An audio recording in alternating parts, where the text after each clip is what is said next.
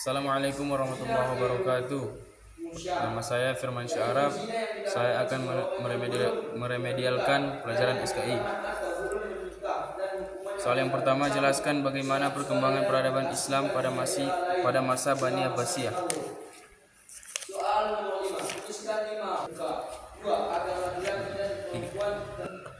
Yang pertama, kondisi sosial. Berdirinya Bani Abbasiyah tidak terlepas dari bantuan masyarakat muslim lainnya. Kaum muslim Arab yang mendukung Bani Abbasiyah terdiri dari para penduduk Mekah, Madinah, dan Irak. Bani Abbasiyah berhasil mendapatkan dukungan tersebut dengan seruan sebagai sesama kaum yang tertindas, sesama keturunan Bani Hashim. Yang kedua, kemajuan kebudayaan. Masa pemerintahan Bani Abbasiyah merupakan masa kejayaan Islam dalam berbagai bidang, khususnya bidang ilmu pengetahuan dan kebudayaan. Pada zaman itu, umat Islam telah banyak melakukan kajian kritis tentang ilmu pengetahuan, sehingga ilmu pengetahuan baik akli berdasarkan rasional ataupun yang nakli berdasarkan nas Al-Quran mengalami kemajuan pesat. Yang ketiga, kemajuan politik militer. Perkembangan politik dan militer Bani Abbasiyah terbagi ke dalam 5 periode. Dalam setiap periode terjadi perubahan pemegang kekuasaan, sistem pemerintahan dan kebijakan militer. Selama kurang lebih 5,5 abad para khalifah memegang kekuasaan Bani Abbasiyah. Ada 37 orang khalifah. Yang keempat, kemajuan ilmu pendidikan. Di masa Bani Abbasiyah inilah perhatian terhadap ilmu pengetahuan dan filsafat yang Yunani yang memuncak, terutama pada masa Khalifah Al-Ma'mun. Buku-buku ilmu pengetahuan dan filsafat dari berbagai bahasa terjemahkan ke dalam bahasa Arab. Kegiatan penerjemahan buku-buku ini berlangsung kira-kira 1 abad lamanya.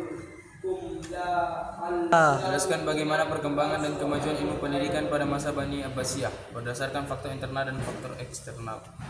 Faktor internal adalah kebijakan pemerintahan, terutama soal pengembangan ilmu pengetahuan dan sains yang dikeluarkan Abu Ja'far Al-Mansur, Harun Ar-Rasyid, Al-Ma'mun, dan lain sebagainya.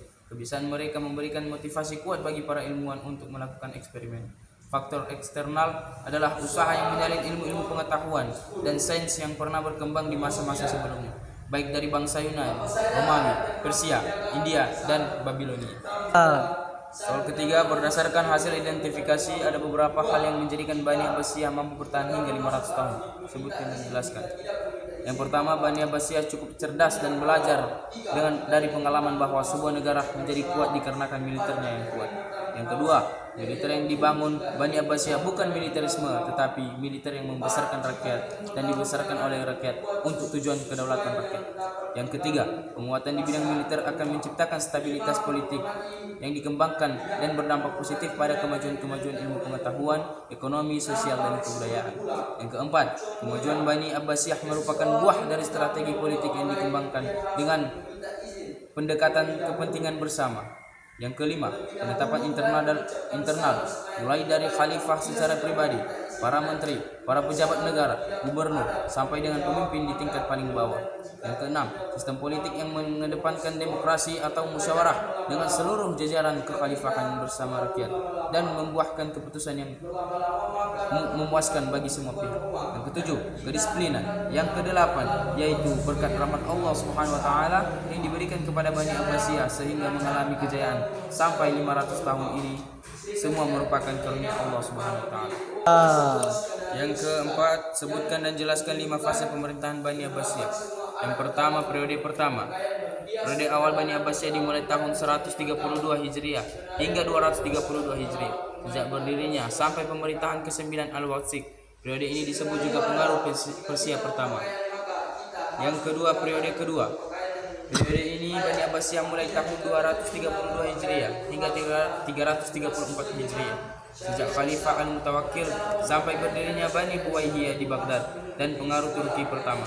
Disebut demikian karena tentara Turki menjadi tentara Bani Abbasiyah dan sangat mendominasi pemerintahan. Yang ketiga, periode ketiga. Sejak periode ini dimulai pada tahun 334 Hijriah hingga 464 Hijriah. Sejak berdirinya Bani Buwaihiyah sampai masuknya Bani Saljuk ke Baghdad. Masa ini disebut juga periode pengaruh Persia kedua. Disebut demikian karena pada waktu itu sebuah golongan dari bangsa Persia berperan penting dalam pemerintahan Bani Abbasiyah. Periode keempat. Pada periode ini Bani Abbasiyah dimulai dari tahun 464 Hijriah hingga 623 Hijriah. sejak masuknya Bani Saljuk di Baghdad dipengaruhi bangsa Turki kedua.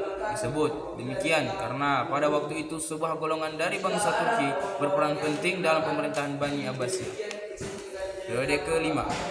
Periode ini Bani Abbasiyah dimulai tahun 623 hingga 656 Hijriah dan tidak lagi dipengaruhi oleh pihak manapun. Akan tetapi kekuatan politik dan militer Bani Abbasiyah sudah mulai lemah sehingga kekuasaan mereka hanya meliputi wilayah Irak dan sekitarnya saja. Yang kelima, kaum Syiah adalah dan Khawarij adalah. Kaum Syiah adalah sekelompok muslim yang meyakini bahwa kepemimpinan dalam Islam seharusnya diberikan kepada keturunan Nabi Muhammad melalui Sayyidina Ali dan keturunannya. Sedangkan kaum Khawarij adalah sekte Islam yang muncul selama fitnah pertama dan dikenal sebagai mereka yang keluar. Mereka dikenal karena meninggalkan barisan Ali bin Abi Thalib karena tidak setuju dengan keputusan untuk melakukan tahrim dalam perang sifil. Yang keenam, politik yang dipakai oleh Bani Abbasiyah adalah politik bersahabat, artinya yaitu politik tidak menampilkan sikap permusuhan dengan pihak yang lain, termasuk dinasti Bani Umayyah. Yang ketujuh, sebutkan tokoh-tokoh dalam bidang ilmu hadis dan ilmu tafsir pada masa Bani Abbasiyah. Tokoh-tokoh dalam bidang ilmu hadis yakni Imam Al-Bukhari, Imam Muslim, Imam Abu Dawud, Imam At-Tirmizi, Imam An-Nasai dan Imam Ibnu Majah. Dalam bidang ilmu tafsir yaitu Ibnu Jarir At-Tabarak, Ibnu Katsir, Ibnu Abbas dan Quraisy Shihab. Yang kedelapan, apa perbedaan antara kitab Sahih, Sunan dan Musnad? Yaitu Sahih adalah kitab yang menghimpun hadis-hadis yang sahih, yaitu hadis yang sanadnya bersambung diriwayatkan oleh periwayatan yang adil dan didabit, tidak ada catatan liat atau kencangan. Sunan adalah kitab yang menyusun hadis berdasarkan topik-topik fikih seperti bab tentang imam tahan zakat dan lain-lain.